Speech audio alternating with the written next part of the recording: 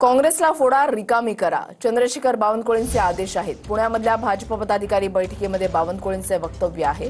काँग्रेसची लोक आपल्याकडे आली तरी आधी तुमचा विचार करणार. दरम्यान बावनकुळेंच्या वक्तव्यावर वर्षा गायकवाडांनी टीका केली आहे. सारखे देवदत्त कार्यकर्ते पार्टी जवळ आहे म्हणून पार्टी मजबूत आहे.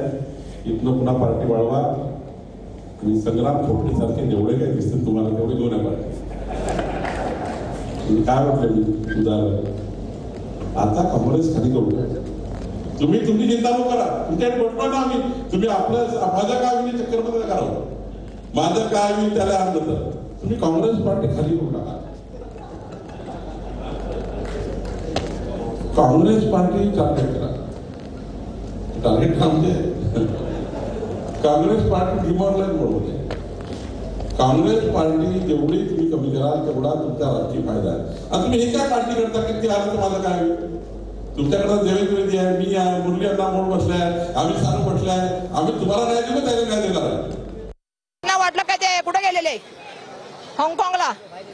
तिथं तसे 3 करोड रुपये संपले तसे त्वरित.